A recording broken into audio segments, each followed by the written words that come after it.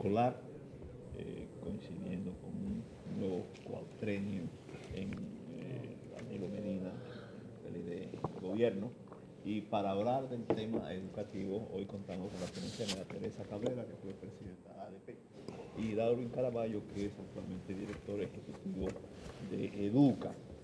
Pudiéramos empezar, después de agradecerle que compartan con nosotros este espacio,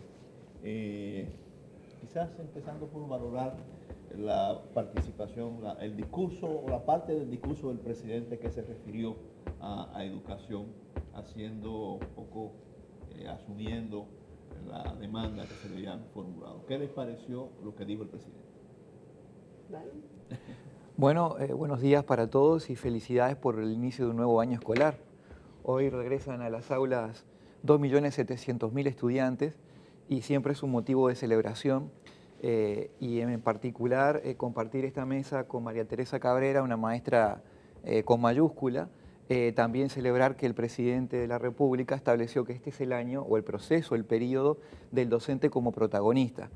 En Educa eso lo celebramos efusivamente porque ustedes recordarán que desde tiempo atrás venimos promoviendo una campaña de mejores maestros, mejores ciudadanos, mejor país.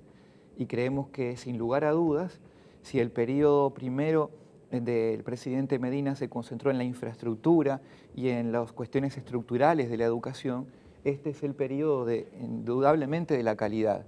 Y la calidad de la educación pasa por los docentes y creo que ese es el elemento más relevante. Podemos comentar otros más tarde, pero enfocar el énfasis en los educadores y en el director de centro de escuela creo que es un acierto del presidente Medina. Yo creo que efectivamente el indicar que el tema de calidad sería prioritario, yo creo que es importante. Lo que ocurre es que hace falta que veamos en la práctica que eso va a encontrar correspondencia en términos reales, porque ya sabemos que tuvimos un año en el que se declaró como el año de la atención integral a la primera infancia y fue cuando más retraso hubo en materia de implementación de las políticas que se habían definido y las metas para ese programa. ¿De las metas políticas que estaban definidas dónde? En el programa de atención a la primera infancia. Eso es como parte del pacto educativo. Sí, no, y en el programa de gobierno. Ya, en el programa. Recuerden que el presidente anunció 250 estancias infantiles, había una meta de casi 500.000 de niños y niñas que debían ingresar a la educación inicial y eso el primer año no se hizo prácticamente nada o nada. Se reenvió para el otro año, el año siguiente igual, se movió para el tercero fue declarado el año de la atención integral a la primera infancia y no se alcanzó ni siquiera el 15% de la meta. Entonces, yo creo que es importante, naturalmente. Entiendo que el tema de calidad es clave porque es una de las razones por las que se movilizó el pueblo dominicano, por mayor inversión, para que esa mayor inversión posibilitara dos cosas: que el ejercicio del derecho a la educación pudiera ser real para todos y todas. Todavía ahí hay un tema pendiente en términos de cobertura, sobre todo en la secundaria y en la educación inicial, y la cuestión de la calidad. La calidad implica efectivamente al docente, pero el docente en muchas cosas, con muchos factores que están envueltos. Formación, condiciones de trabajo, el contenido del programa de jornada extendida. ¿En qué medida se va a asumir desde el gobierno la jornada extendida, este programa, como una estrategia de mejora de la calidad y no como un programa social que se use para la propaganda, para más tiempo y la familia está contenta porque los niños y las niñas están 8 horas en la escuela y almuerzan y ya? Que puede ser una guardería infantil con almuerzo. Claro, y eso no se traduce en calidad de la educación. A mí me parece que es hora de que el Ministerio de Educación se plantee el desarrollo con esa cierta lógica de integralidad que está planteado en el marco legal de la carrera docente, que implica la formación inicial, que implica el fortalecimiento del concurso para la entrada, que implica la evaluación del desempeño oportunamente como manda la norma cada 3 años, llevamos 8 años y no se hace. Y la capacitación continua que dé respuesta a esas necesidades que se identifican en la evaluación del desempeño. Eso es un tema fundamental y las condiciones de trabajo. Hay que apuntar a que los maestros y las maestras también puedan desarrollar su autonomía profesional. Usted sabe que ese es un tema que desafía seriamente.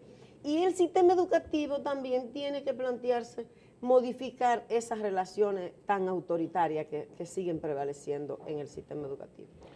Bueno, Darwin, aparte del mejoramiento de la calidad del docente, ¿cuáles son las otras metas que para ustedes de Educa están pendientes en el aprovechamiento de los recursos que dispone ahora el Ministerio de Educación y el sector salud, y el sector educación después de aplicarse el 4% del PIB? Bueno, claramente en términos de cobertura nosotros seguimos insistiendo en la necesidad de fortalecer las estrategias para que las metas se alcancen en primera infancia. Ustedes conocen que para nosotros es relevante el hecho de que los niños ingresen tan pronto sea posible al sistema educativo. La UNICEF ha demostrado que por cada dólar que se invierte en primera infancia se obtienen 8 dólares de rentabilidad. Y el país ha definido en el periodo anterior, en el que acaba de culminar la política, pero ha avanzado muy poco en el cumplimiento de metas. En el cumplimiento de metas de cobertura con calidad y de formación de especialistas en el área, que también son necesarios. Esto tiene mucho que ver con lo que ocurre en jornada extendida, que es el otro tema fundamental. La jornada extendida representa un cambio de paradigma en las estrategias pedagógicas. Como bien decía María Teresa, se ha optado por avanzar en cobertura y ese incremento de la cobertura no necesariamente ha ido acompañado de la calidad con todo el potencial que tiene el sistema.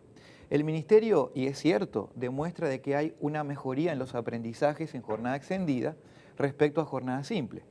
Pero esto es simplemente porque hay un mayor tiempo académico que le permite a los estudiantes permanecer más tiempo en las aulas y por tanto adquirir algo más de conocimientos. Pero la magnitud que se está visualizando en los cambios no justifica la inversión. Claro. Y ese es el gran problema, porque no hay que olvidar que el modelo de jornada extendida representa el doble en términos de costos que el de jornada simple. Eso, para alcanzar verdaderamente el potencial que tiene este instrumento, hay que cambiar el paradigma. No es simplemente más tiempo. Ahí es tiempo de calidad, tiempo de los docentes trabajando, ellos planificando, del director del centro educativo adquiriendo un liderazgo distinto, de erradicar prácticas autoritarias y donde no se aplican lo que ya la ciencia ha determinado de cuándo aprende un estudiante, de la pirámide de aprendizaje. Es decir, los estudiantes aprenden más cuando más trabajan entre sí, increíblemente cuando menos escuchan al docente. Bueno, hay un vacío contrario que hay en la educación dominicana de, por ejemplo, cuando hablábamos ahorita de la única medalla de bronce que tuvimos en los Olimpiadas, decíamos, bueno, es que aquí se ha perdido la formación en las escuelas en educación física. María Teresa, ¿qué porcentaje de escuelas tienen educadores físicos, digamos, en la cantidad?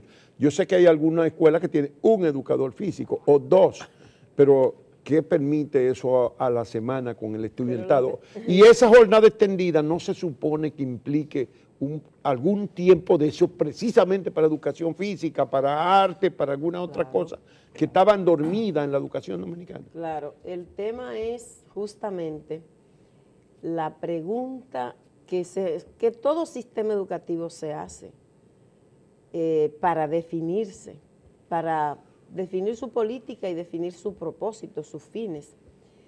¿Qué ser humano es el que queremos formar? No es cierto que solamente sea pensar las áreas básicas, que los niños tienen que saber matemáticas, lengua española, ciencias sociales, ciencias naturales. Tiene que ser una escuela que le provea una formación integral. Para lograr eso, tiene que tener esas áreas básicas, pero tiene que tener educación física en todas sus dimensiones.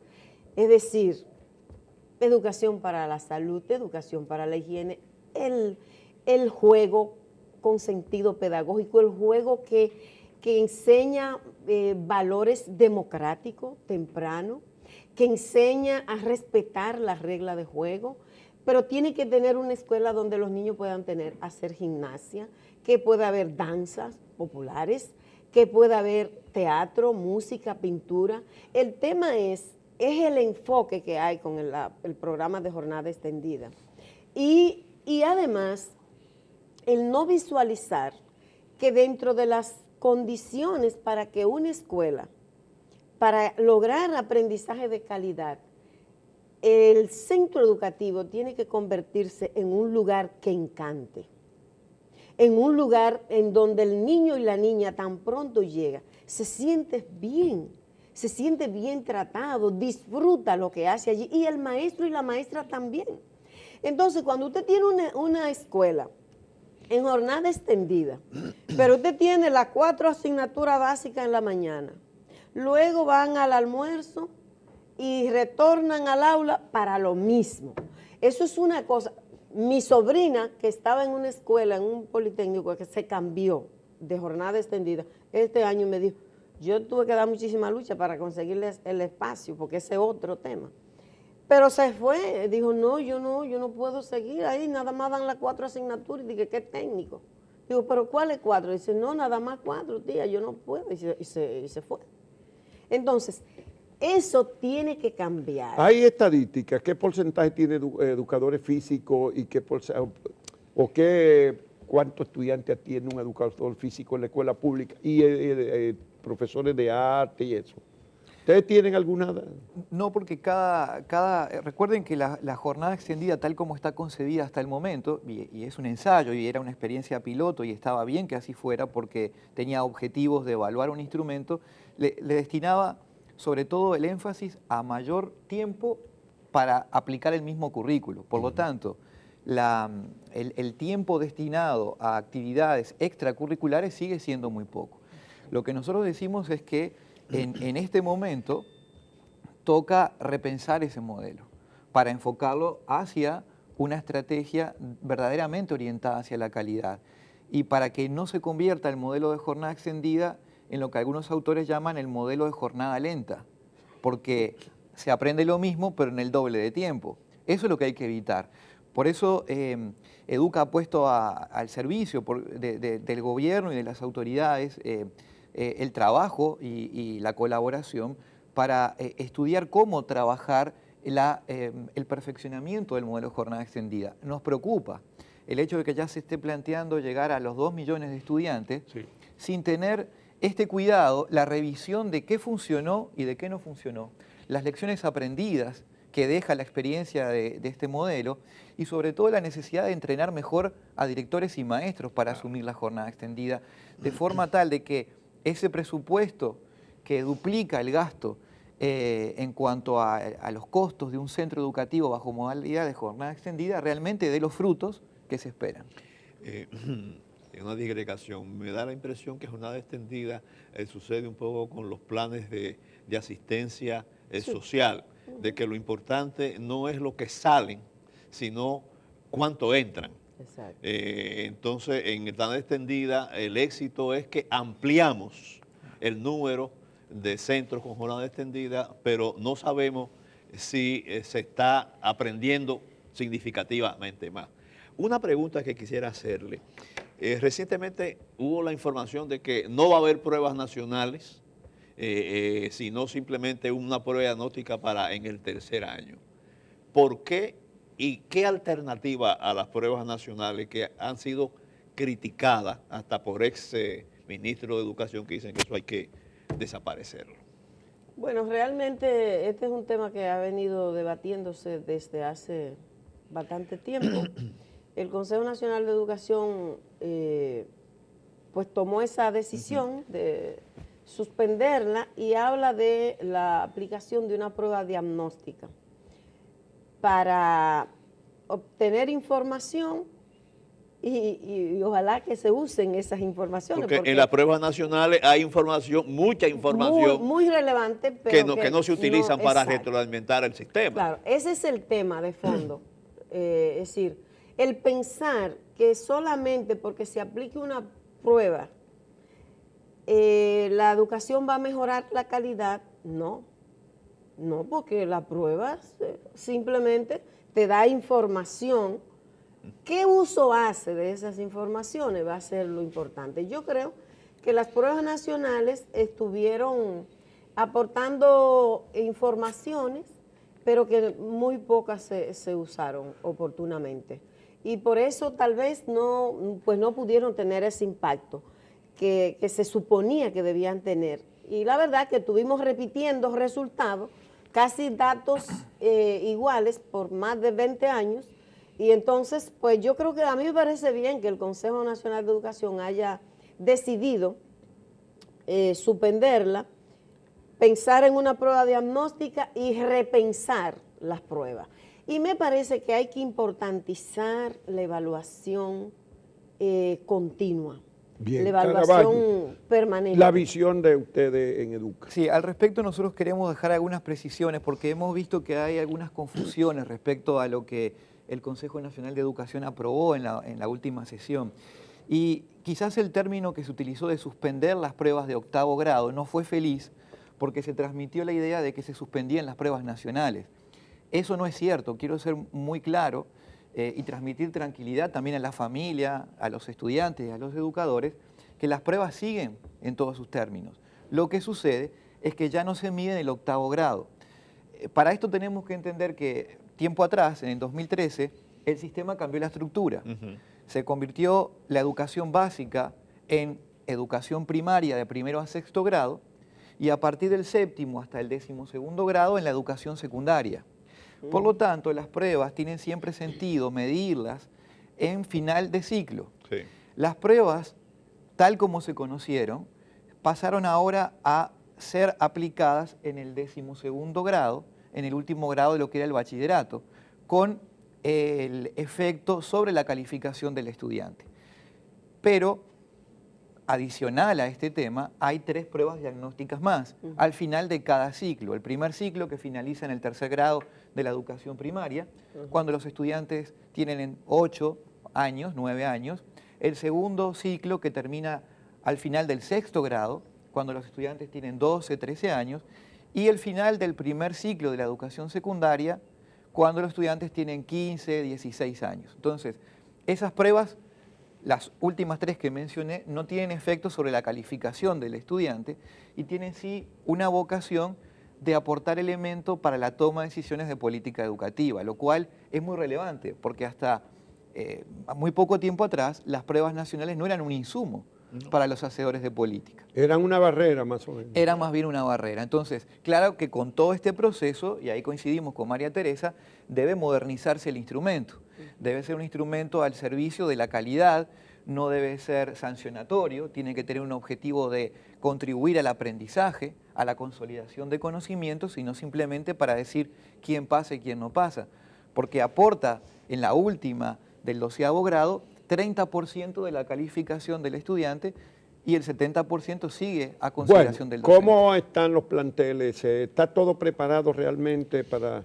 Leía el otro día que una parte de los nuevos planteles no estaban listos para entrar a operar ahora, otros no le han nombrado los profesores, en fin, ¿cómo está la situación? Hay realmente muchos problemas parecidos a lo que habitualmente vemos al inicio del año escolar. Hay lugares donde, por ejemplo, se construyeron escuelas, pero recién inauguradas, están con grietas que constituyen peligro, caso de Navarrete, por ejemplo, sí, que han mostrado cuál es el estado de muchas escuelas recién hechas. El caso de Montecristi, por ejemplo, es la cantidad enorme de docentes que le hace falta. Hay escuelas, dicen los dirigentes de allá, que tienen 20 profesores, o necesitando 20, tienen 4. Y eso lo plantean como una situación complicada para el inicio del año escolar. Yo la verdad no entiendo mucho por qué pasa esto, porque hubo un concurso, una lista de elegibles, entonces yo creo que para el inicio del año escolar, que tiene una fecha en el calendario, debería asegurarse que el mes anterior esos temas estén resueltos. Ese es un problema que hay en muchas comunidades. ¿Se tomó en cuenta la sismicidad de la isla? Porque cuando tú dijiste Montecristi y Navarrete, esas son poblaciones que están muy bordeando la falla principal geológica del país, y todos sabemos que esa falla destruye las escuelas rápidamente, produce grietas. ¿Se habrá tomado en cuenta eso para la construcción de las nuevas escuelas?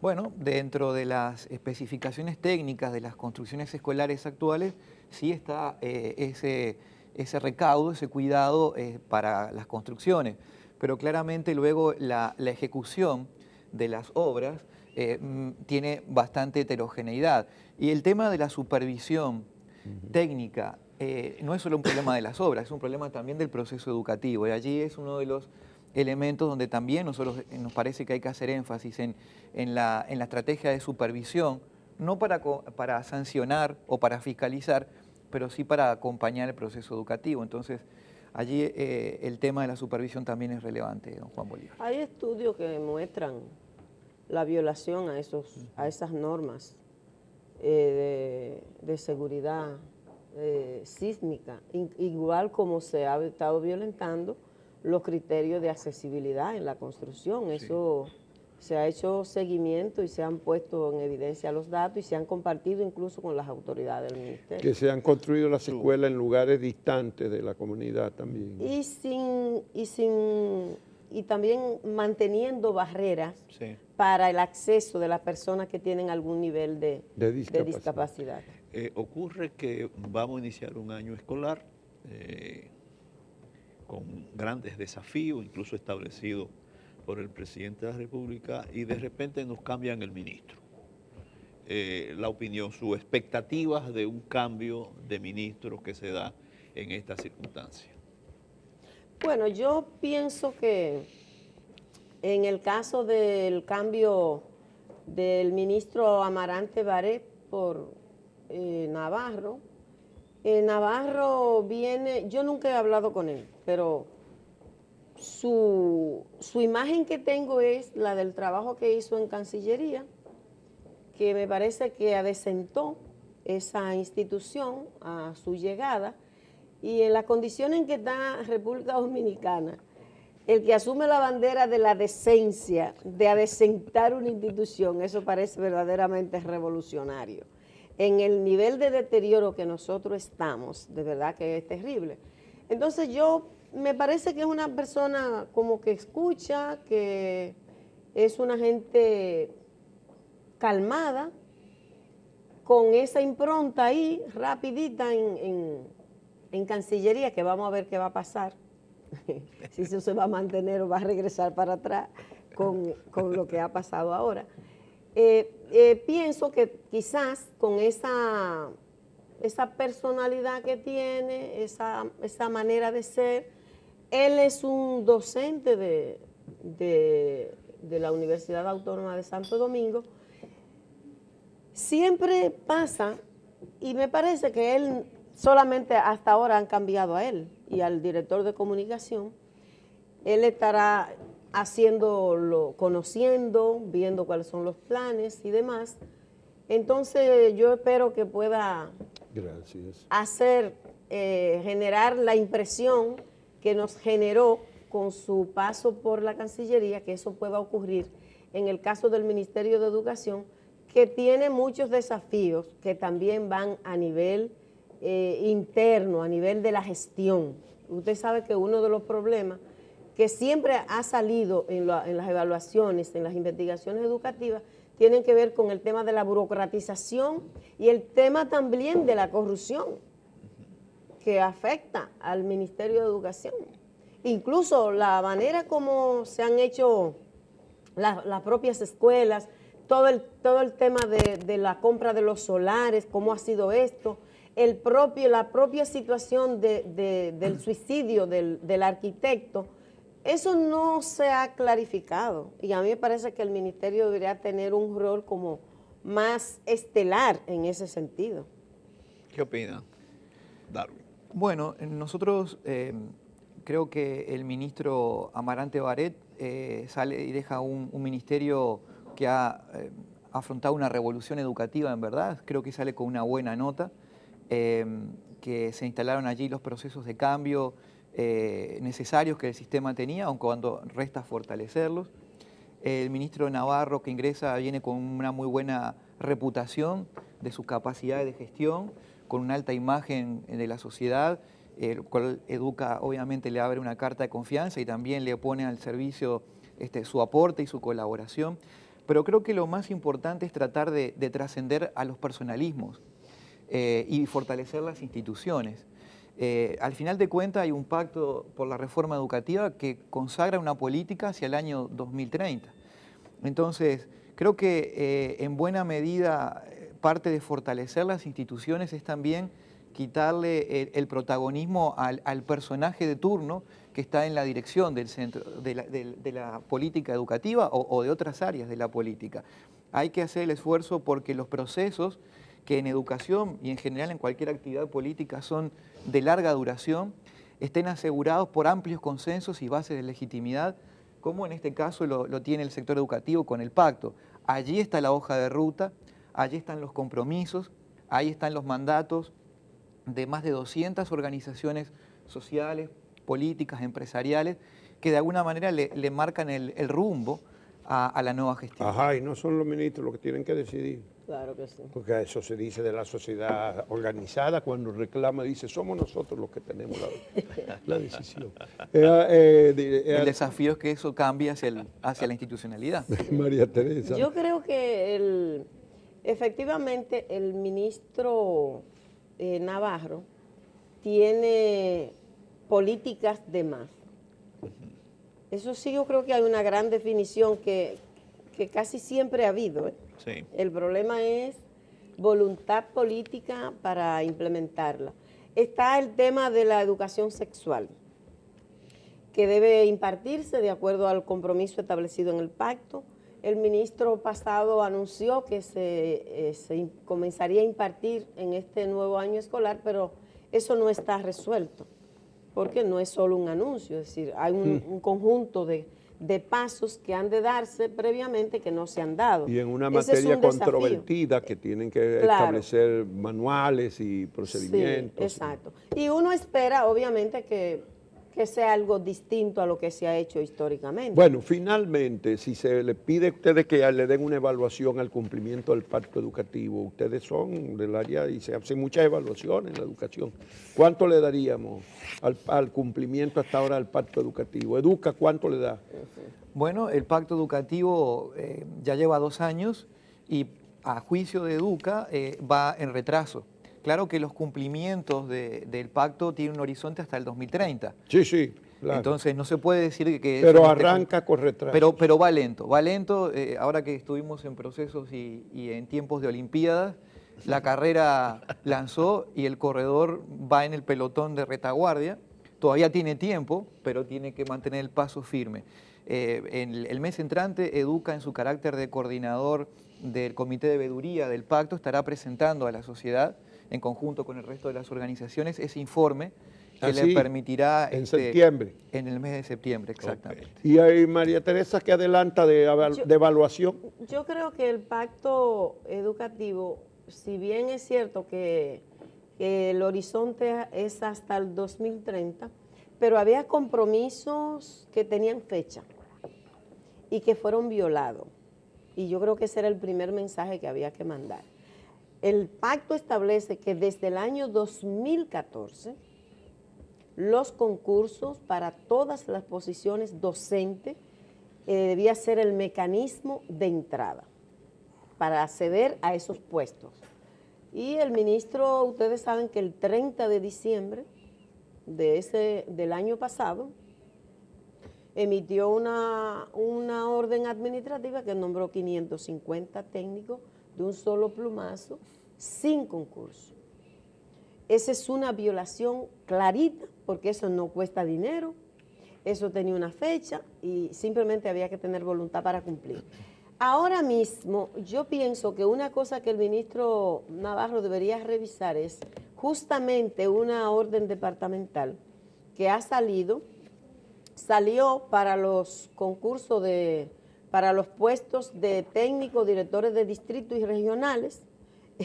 Es curioso porque no está la orden departamental de los concursos que están convocados, que son los de docentes, de maestros y directores de escuela de los distintos niveles, pero este sí salió. Entonces, en ese reglamento se viola la ley, porque se ponen, hay como una jugada, se ponen unas condiciones en esa reglamentación que obliga a que los que pueden participar son los mismos que han estado. Entonces, eso es como una ¿cuánto jugada. que le da de nota al cumplimiento del pacto? Si quiere un 75, un 80%.